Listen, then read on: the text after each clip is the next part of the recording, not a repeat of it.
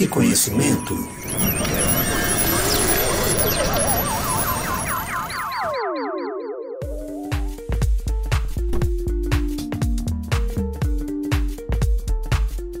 Olá, povo! Olá, pessoas! Eu sou Adeluna e neste programa vamos investigar a seguinte questão: é possível existir uma boa convivência entre ciência e religião? Bom, para isso eu convidei aqui um especialista na área e ele mesmo se apresenta. Primeiramente, agradeço o convite para falar um pouco sobre esses assuntos. Aproveito para cumprimentar aí o filho de Odin mais famoso do Brasil, Adeluna, e vamos começar a nossa conversa aqui. Primeiro, eu me chamo Derli Menezes Alves, eu tenho um mestrado, graduação e mestrado em filosofia, e no doutorado eu fui para a ciência das religiões, pela Universidade Federal da Paraíba. Atualmente trabalho no ensino médio e no superior como professor de filosofia. Grande Derlei, que eu sempre chamei de Derlei. Bom, que Odin te abençoe aí, agora, hoje, sempre. Então vamos começar com uma questão aí bem básica, mas necessária. O que é religião?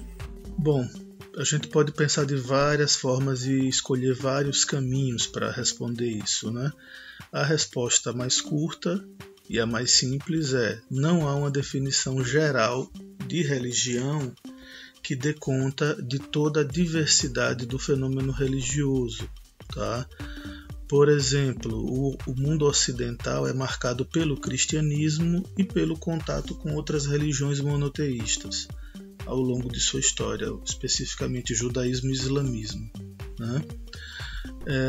Então, se você pensar como ocidental, você vai buscar um conceito de religião que de alguma maneira se enquadre no monoteísmo, especialmente o monoteísmo do cristianismo. E aí, por exemplo, a pessoa pode pensar que religião é esse tipo de prática que leva à salvação, a ir para o céu.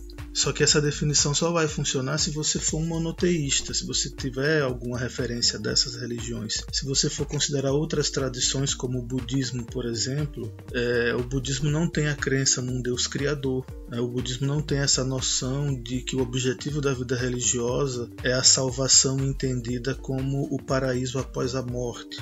Então, durante muito tempo, o budismo e as religiões asiáticas não eram vistas com bons olhos pelos estudiosos europeus. Eu vou voltar a isso um pouco mais adiante. Bom, pensando em alguns estudiosos do campo da ciência das religiões, pedindo licença aí para citar nomes de autores, tem um autor chamado Klaus Rock. Ele escreveu algumas considerações sobre o conceito de religião num livro chamado Introdução à Ciência da Religião, que está traduzido aí em português, salvo engano saiu pela Loyola.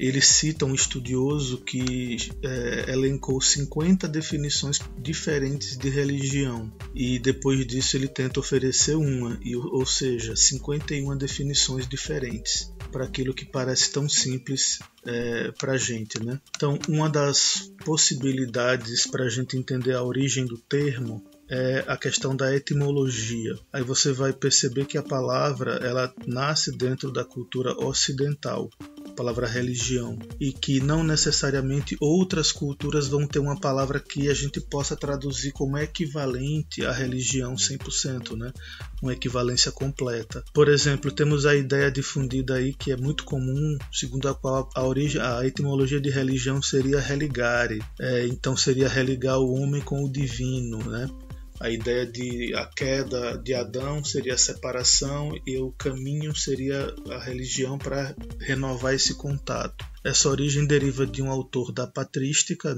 chamado Lactâncio, e essa definição foi adotada por Santo Agostinho nos seus textos, de modo que ainda hoje ela é bastante difundida e bastante aceita como uma etimologia possível para a religião. E aí tem um outro autor romano, pagão, né, que é o Cícero, que vai apresentar a religião como culto aos deuses no sentido do ritual executado com correção, com perfeição. E aí o termo que ele vai falar é relegere e não religare. E relegere seria a observância cuidadosa com relação ao ritual. E é o contrário de neglegere, que seria o descuido ou a negligência com relação ao rito.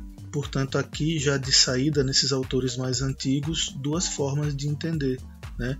Como prática correta no rito ou culto, por um lado, e como busca pela conexão perdida com o divino, por outro lado. E aí, se a gente pegar uma leitura científica, né, dentro do campo da ciência da religião, temos um termo usado para identificar vários fenômenos muito diferentes entre si em um contexto de investigação mais rigoroso sobre essas várias coisas que a gente chama de religião. Um dos caminhos para falar sobre isso seria o elemento essencial comum a todas elas, a busca desse elemento essencial, né? E aí, nesse sentido, você tem um caminho chamado substancialista, ou seja, há algo comum a todas as religiões, e esse algo teria uma existência substancial, e o funcionalista, que não busca esse elemento universal, mas busca entender o que as religiões realizam, quais seriam as estruturas comuns a todas elas, as funções exercidas pelas religiões. Obviamente que essas estratégias vão ter vantagens e desvantagens na hora de você fazer um estudo.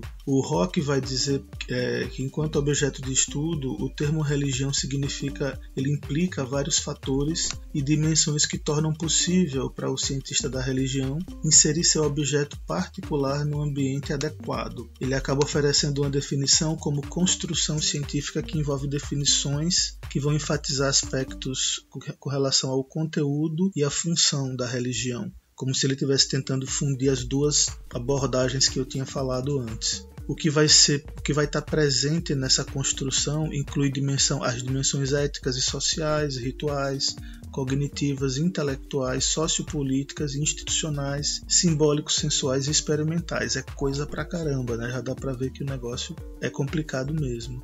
Assim, temos uma definição de religião que considera o termo como construção científica e busca listar as características de modo independente do conteúdo de cada crença. Então eles tentam se desvincular do conteúdo das crenças para buscar essas características que poderiam ser visíveis e mais comuns no estudo das religiões. Tem outro estudioso que aborda dessa mesma forma a religião como fenômeno dotado de certas características, né, que é o Grechat. Ele apresenta 3 afirmações sobre o objeto religião. Ele diz que ele é uma totalidade que se apresenta de modo quádruplo e é uma coisa viva que não para de se transformar. As 4 perspectivas que podem ser vistas em uma totalidade chamada de religião vão ser a comunidade, o sistema de atos, o conjunto de doutrinas e sedimentação de experiências. Esse autor apresenta uma lista de aspectos menor do que a do Rock, né, como a gente viu aquelas várias coisas que eu falei antes. O caminho mais útil e interessante para ele na busca por uma definição de religião passa por entender o fenômeno religioso em toda a sua complexidade e variedade. E passa por apresentar também características diversas de vários campos da vida humana que se manifestam nos fenômenos religiosos. Então, a gente percebe que os estudiosos procuram manter uma definição ampla sobre a religião. E me parece que o contato dos europeus com as religiões asiáticas a partir do século XIX, né, foi um fator que ajudou muito nessa tentativa de ampliar o conceito de uma religião para poder estudar, porque os europeus passaram a perceber que existiam religiões tão complexas e tão sofisticadas quanto o cristianismo, o judaísmo e o islamismo no Oriente mais distante, e isso fez com que eles repensassem o conceito do que é uma religião. E isso acabou culminando num processo longo, né,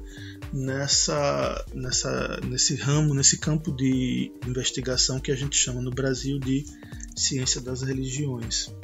E religião e ciência podem conviver pacificamente? E por quê? sobre a convivência pacífica ou não pacífica entre ciência e religião, que é um tema aí bastante importante para a gente, o que nós temos que perceber é o seguinte: primeiro ponto, temos vários exemplos históricos de uma convivência pacífica entre ciência e religião. Nesse sentido, a convivência é possível, o passado nos mostra isso. Se é possível no presente e para o futuro, é uma reflexão a se fazer. Eu quero apresentar alguns aspectos acerca disso. Eu entendo que é possível porque é uma questão de fato, né? Existem religiosos que são cientistas, então não existe uma impossibilidade aqui. Então, se não existe a impossibilidade, é possível a convivência. Onde que não é possível a convivência? Aí é que cabe a investigação. Tem 2 livros importantes do século XIX que são a base de praticamente tudo que se pensa sobre ciência e religião hoje em dia. Um chama História do Conflito entre Religião e Ciência, do John William Draper, e o outro é a História da Guerra da Ciência e a Religião, de Andrew Dickson White.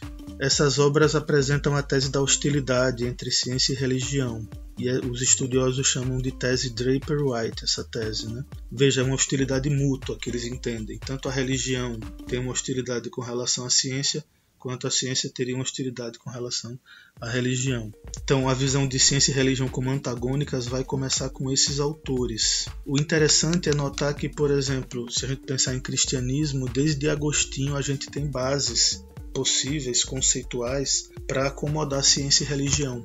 Esse grande teólogo e filósofo, que foi Agostinho, elaborou a doutrina da acomodação, chamada assim, né? Segundo a qual o Espírito Santo se acomodava ou se adaptava à linguagem de cada povo, de cada época. Então, a imagem do mundo que a religião apresenta no que diz respeito, por exemplo, à natureza, reflete o conhecimento e as limitações de uma época, né? Então, quando há descobertas novas, segundo Agostinho, não haveria uma contradição ou um desmentido, vamos dizer assim, da verdade religiosa. O que haveria seria a descoberta e, portanto, a necessidade de uma interpretação que acomodasse essa nova descoberta dentro do horizonte religioso. Um outro ponto importante sobre isso é com relação à imagem mecanicista do mundo que vai aparecer na ciência moderna, né? A imagem do mundo é aquela mecanicista que sempre pode se aprimorar, e a visão do mundo fala sobre valores e princípios, seria uma distinção aí, né? Essa distinção vai ser usada por Copérnico e por Galileu em defesa das suas pesquisas. Então, o que é que a gente vai ter? Se você pega todos os atores principais do que a gente chama de nascimento da ciência moderna, todos eles eram religiosos, certo? Nenhum deles defendia o abandono da religião ou defendia o ateísmo. Eles defendiam a distinção entre explicações sobre a natureza, essa estrutura mecânica do mundo, de um lado, e as explicações religiosas que dizem respeito. Eles entendiam que dizia respeito à salvação da alma, por outro lado, né? Então você tem essa divisão aí. O problema é que a recepção dessas coisas, por exemplo, dentro da Igreja Católica, foi marcada por certa hostilidade por conta de uma série de coisas que estavam acontecendo, e por conta disso se consolidou, né, essa visão negativa da ciência dentro da perspectiva religiosa. Alguns outros aspectos que minimizam a força dessa tese da hostilidade são as relações entre ciência e religião, porque essas relações sempre foram muito mais complexas do que esse discurso pretende que elas sejam, tá? Então você tem sempre por exemplo, se você pegar o caso de Galileu, você vai perceber que era muito mais complexo e muitas vezes é muito mais uma questão política do que teológica ou científica que está na base de todo o problema que está envolvendo ali as descobertas de Galileu. Então a pergunta que a gente pode fazer é: se desde Agostinho é possível acomodar ciência e religião, por que ocorreu todo esse conflito com indivíduos como Galileu e especialmente Darwin, que é uma discussão mais recente e muito mais forte, né? Há algo mais aqui além de uma divergência teórica. Então, você tem muitos casos de acomodação de ciência e religião. Então, o que eu acho que tem que ser investigado aqui, que provavelmente já deve ter muito estudo sobre isso, é quem está criticando, por que está criticando, de onde está criticando. Por exemplo, o Darwin, né? E é importante deixar claro que isso não quer dizer que não exista conflito ou diferenças de visões de mundo entre uma visão mais científica do mundo e uma visão mais religiosa. A questão é que nem sempre o conflito resulta de diferenças de pensamento. Muitas vezes pode ser uma questão de política, de poder, de medo de perder poder, ou uma vontade de consolidar e manter o próprio poder, tanto do lado da ciência quanto do lado da religião. E como eu falei, existem cientistas religiosos, ou seja, o ateísmo não é pré-requisito para ser cientista. Isso só mostra, como eu falei também, que as relações entre ciência e religião são complexas. Elas não são simples, não é uma questão de um estar certo e o outro estar errado. Existem modos de religiosidade anticientíficos, e aí eles tendem a ter uma visão estereotipada da ciência, e existe uma visão científica sobre as religiões que também pode ser bastante estereotipada. Então, meio que o resumo é esse da história. Bom, pesquisadores da religião e da mitologia, como Joseph Campbell e a Karen Armstrong, falam que há uma confusão aí entre logos e mito, né? Tanto religiosos, em especial os fundamentalistas, quanto ateus críticos da religião parecem confundir as coisas, né? Você poderia comentar a respeito? Eu entendo essa questão como se referindo ao que é específico do logos no sentido de discurso racional, estaria mais ligado ao estudo da natureza, e daí a origem da filosofia, né? Os primeiros filósofos eram chamados de physicoi, né? De físicos, porque eles buscavam entender a origem do mundo natural, de um lado, e o mito como o discurso que busca produzir um sentido mediante o uso do símbolo, não sendo seu objetivo explicar a natureza. A filosofia surge pretendendo fornecer explicações melhores do que as explicações mitológicas com relação à natureza. Então você tem essa distinção na origem aí, e aí nesse sentido temos uma questão, uma dupla confusão aqui, né? Os fundamentalistas pretendem que o discurso religioso simbólico seria na verdade uma narrativa objetiva sobre o mundo, e os ateus tentariam ler o discurso religioso a partir do modelo investigativo, naturalista e racional. Então você tem na origem você tem a filosofia fazendo isso. Não quer dizer que a filosofia sempre tenha se vinculado a essa abordagem. Você tem o desenvolvimento de uma filosofia vinculada à religião ao longo de toda a Idade Média e de boa parte da modernidade, e aí você vai ter, por conta dessa distinção, esse aspecto duplo aí, né? De um lado você tem o aspecto simbólico, do outro lado você tem o aspecto racional científico, vamos dizer assim. E aí você tem uma proposta religiosa vinculada ao fundamentalismo de um modo geral. Se você pegar o modelo do cristianismo, né, que entende que a Bíblia seria literal, que não haveria possibilidade de explicar simbolicamente as coisas que estão na Bíblia, seria tudo literal, e que, portanto, onde a Bíblia diz uma coisa e a ciência diz outra, a Bíblia está certa e a ciência está errada, não importa a evidência, a prova, a experiência, a investigação que comprove aquela teoria científica, vamos dizer assim. E aí qual o problema? O problema é porque quando o religioso faz isso, ele está colocando a religião no mesmo campo, vamos dizer assim, da investigação científica. E sem perceber, ele está enfraquecendo a religião. Quando ele retira dela o seu aspecto simbólico, ele enfraquece a própria crença religiosa dele, porque ele está colocando ela num pé de igualdade com a ciência. E a ciência não funciona por símbolos místicos ou transcendentes ou religiosos, nesse sentido, né?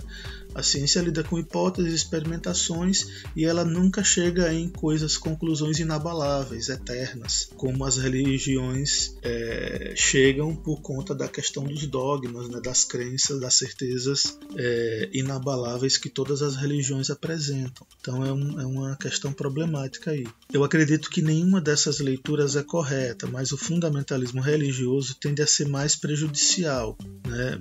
Tanto o radicalismo naturalista quanto o radicalismo religioso seriam equivocados na minha visão, mas o fundamentalismo religioso ele tende a ser mais problemático porque as religiões se organizam como instituições, elas engajam as pessoas muito mais do que a ciência ou do que o ateísmo em qualquer nível que ele funcione, né? E daí você vai ter o negacionismo científico, negacionismo em relação à ciência, talvez desde a origem da ciência moderna. Você vai ter esse tipo de postura oriunda dos religiosos. E no caso agora da pandemia, nós estamos vendo aí, né, o nível de negacionismo religioso em todos os aspectos, negando a eficiência de vacina, agora recente negando a eficiência do distanciamento social, não aceitando o fechamento temporário de igrejas, o que é algo até contraditório com os próprios conceitos do cristianismo, né? A ideia de que você pode ter uma ligação, uma vinculação com Deus interiorizada e não mediada pela instituição. E é curioso como isso vem de protestantes, que o protestantismo ele rompe com o catolicismo afirmando que não é necessário a mediação entre as pessoas e Deus. É a pessoa, a Bíblia e Deus falando para ela, né? Então é curioso e preocupante esse tipo de coisa. Por outro lado, a gente tem um ateísmo ingênuo que faz uma crítica a estereótipos e não à própria religião, muitas vezes, né? E aí você tem projetos de poder implicados especificamente no campo religioso que vão se alimentar desse tipo de ideia.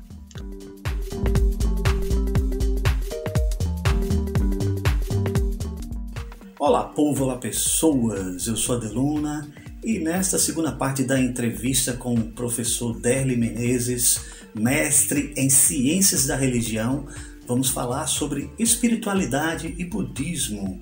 Inclusive ele lançou recentemente aí o livro Nietzsche e o Budismo, entre a imanência e a transcendência, pela editora Apres, né? Mais para frente a gente fala aí sobre esse livro, né? Numa entrevista futura.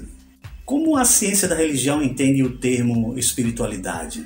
Com relação ao termo espiritualidade, né? Veja, eu vou falar, eu não sou existe um campo de estudos dentro da ciência das religiões só sobre espiritualidade. Uma das áreas é a espiritualidade e saúde, né? Que você tem aí a investigação dessas vinculações entre crenças que a gente pode chamar de espirituais e o modo como a pessoa lida com a vida, com a doença, enfim, esse tipo de coisa. É um dos aspectos, né? Tem vários outros. Não vou entrar nesse campo porque é um campo também muito complexo, do qual eu não tenho conhecimento profundo. Então a gente pode perceber, primeiro, eu fiz algumas pesquisas aí para tentar responder de um modo minimamente informativo a sua pergunta, e aí o que eu apurei foi que, primeiro, esse termo espiritualidade começa a ser utilizado no século XIX. Aí não cheguei a pesquisar onde, em que momento, em que circunstâncias. E ele tem como algumas características implicadas nesse conceito, a noção da relação da pessoa com Deus, pela interioridade da pessoa, pensando do ambiente do cristianismo primeiro, certo? A noção de uma experiência mística pessoal, como algo diverso da vivência religiosa formal, tradicional, de cumprir os aspectos externos da religião. Então seria esse primeiro sentido. Então tem um outro sentido também que eu acho importante. Por um lado, você tem a espiritualidade como um modo de vivenciar uma religião tradicional, e aí eu pego esse conceito que eu falei inicialmente vinculado ao cristianismo e amplio ele para todas as religiões tradicionais. Então, nesse sentido, você teria uma vivência espiritual dentro do cristianismo, e essa vivência vai ter vários modos específicos, né? Por exemplo, dentro da Igreja Católica você teria uma espiritualidade franciscana, uma espiritualidade beneditina, né? E várias outras formas. No budismo você teria uma espiritualidade budista, e aí ela pode se subdividir em vários níveis também, dentro das várias escolas budistas diferentes. Um tipo de espiritualidade islâmica também, a depender da corrente, deve ter aspectos específicos. Então, seria um tipo de vivência mais intenso e mais pessoal, vamos dizer assim, dentro de uma religiosidade, de uma estrutura religiosa tradicional. Esse seria um primeiro sentido. Um outro sentido seria mais amplo do que esse, porque esse segundo sentido não pretende ser a espiritualidade de uma religião específica, mas uma espiritualidade que se pretende distinta de religiões, e muitas vezes as pessoas que defendem esse conceito vão entender que essa espiritualidade estaria acima das religiões específicas. Nesse sentido, por exemplo, os novos movimentos religiosos, que a gente pode chamar de movimentos da nova era, né, podem invocar esse tipo de noção para justificar as leituras que eles apresentam acerca das várias religiões, porque muitos desses movimentos têm essa característica. Eles pretendem falar de todas as religiões, mas quando eles falam de todas as religiões, na verdade eles não estão falando daquelas religiões especificamente. Eles estão trazendo uma certa tese, uma certa chave de leitura que vai ser aplicada a todas essas religiões. Então, cada um desses autores, desses indivíduos que criam escolas esotéricas ou escolas espiritualistas, né, do nome que você dê, eles costumam falar de várias religiões, às vezes de quase todas as mais conhecidas, né, procurando o que é comum a todas elas, ou pensando aspectos de cada uma delas para compor uma síntese própria. Né? Então você tem esse conceito de espiritualidade também, e além disso ainda a gente pode localizar um outro uso do termo. Então, ao invés de 2 seriam 3, né? Esse uso não estaria vinculado a nenhuma perspectiva religiosa, seria um uso que talvez possa se vincular um pouco mais ao campo da saúde mental, ou o campo do que a gente poderia chamar de vida saudável, né? Seria mais aberto ainda, implicando, por exemplo, uma positividade psicológica, um bem-estar pessoal, a noção de felicidade individual. Seria a ideia da pessoa que diz que é espiritual e não religiosa, que pega o que é bom de cada religião. Não necessariamente essa pessoa precisa frequentar um grupo, como é o caso dos novos movimentos religiosos, né? Ela pode pensar, ela pode assistir aula de yoga, ela pode ouvir uma palestra de um coach ou de um psicólogo que tem uma abordagem mais de divulgação científica, um discurso mais acessível, mais popular e tudo mais. E tudo isso vai entrar nesse campo que ela vai chamar de espiritualidade. Esse conceito, nesse caso, ele pode funcionar até para pessoas que não tenham nenhum tipo de religiosidade, nenhum tipo de crença religiosa. Você pode praticar coisas de uma religião sem aceitar nenhum tipo de elemento metafísico dessa religião, por exemplo, né? Talvez o budismo seja a religião que mais oferece elementos para isso, né? Pela via do mindfulness, que é a meditação budista descolada dos seus aspectos religiosos, né? E que apresenta, segundo pesquisas, resultados bastante positivos para as pessoas, e isso acaba sendo base para uma confiança muito grande nessa técnica aí de meditação como forma de produzir bem-estar, que tem problemas também. Não vou entrar aqui porque a gente já está até falando demais, né? Sistemas de crenças, né, e ou práticas como o budismo, mesmo não tendo a figura de um Deus criador e a noção de uma alma, né, como a gente vê no cristianismo, no judaísmo, no islamismo, podem ser chamadas de religião? Veja, se você adota um formato pré-determinado de religião e assume ele como modelo para analisar outras religiões, você está seguindo o mesmo modelo que o cristianismo seguiu durante séculos. Só que ao invés de estar pregando o cristianismo como a religião verdadeira por oposição às religiões falsas, você está dizendo que não tendo esses elementos não é uma religião. Isso aí, a consequência disso qual é? Bom, pode ser que a pessoa queira valorizar mais o budismo, dizendo assim, não é uma religião, logo é melhor, que eu acho também muito problemático e muito mal informado sobre o budismo. Pegando o budismo como exemplo, que foi o que você colocou, o que é que a gente vai ter? Primeiro, quando os europeus começam a conhecer as religiões asiáticas, o que eu conheço mais é a descoberta das religiões indianas, especificamente o hinduísmo e o budismo, né? Pelo contato com textos, tradução desses textos e tudo mais. O modelo antigo de chamar tudo de paganismo e que, portanto, o paganismo é superstição e é erro, esse modelo foi sendo abandonado porque foi se reconhecendo que havia religiões complexas e sofisticadas, tanto quanto o cristianismo, nesses locais, que não era simplesmente superstição e ignorância. Então, os europeus foram obrigados a ampliar o seu conceito de religião para poder dar conta dessas tradições que eles descobriram. Então, quando alguém quer dizer que o budismo não seria religião por não ter essas coisas, está tentando trazer de uma forma diferente esse conceito de volta. E no caso específico do budismo, como eu já falei, você não tem a ideia de um Deus criador realmente, e aí eu estou tentando falar no sentido geral, mas eu já aviso ao público aí que não existe um budismo só, existem vários budismos, né? Então existem escolas budistas diferentes. Pode ter alguma variação em escolas sobre alguns assuntos, né? Você tem o budismo Theravada, você tem o budismo Mahayana, dentro do Mahayana você tem as escolas do budismo japonês, como o Zen japonês, a Terra Pura, você tem o budismo chinês que tem especificidades próprias, o budismo tibetano tem especificidades próprias, e dentro de cada um desses você tem vários grupos. Então o que eu estou tentando falar são coisas que seriam comuns a essas escolas, pelo menos as escolas principais, aquelas que eu tenho algum conhecimento, né?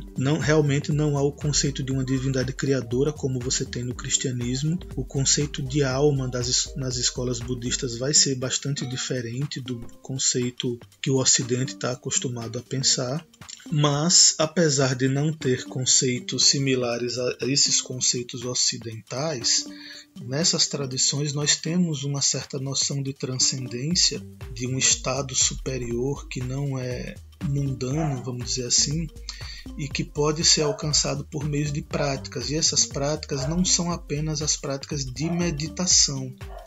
O Ocidente tende a enfatizar muito a meditação, né, como caminho, mas o caminho budista envolve 3 aspectos, né, que é moralidade, concentração e sabedoria. Então a meditação é um desses aspectos, a moralidade é outro. É muito comum as pessoas não saberem sobre esses aspectos, né? O budismo, por exemplo, não tem 10 mandamentos, mas tem 5 preceitos de treinamento que os budistas tentam usar como molde para pautar a própria vida deles, né? A vida de prática. Além desse aspecto, nos textos sagrados das várias tradições, você tem seres imateriais que aparecem para conversar com o Buda ou com algum monge. O Buda ou algum monge vai até esses reinos imateriais para conversar com esses seres. Existem vários seres imateriais, como devas, asuras.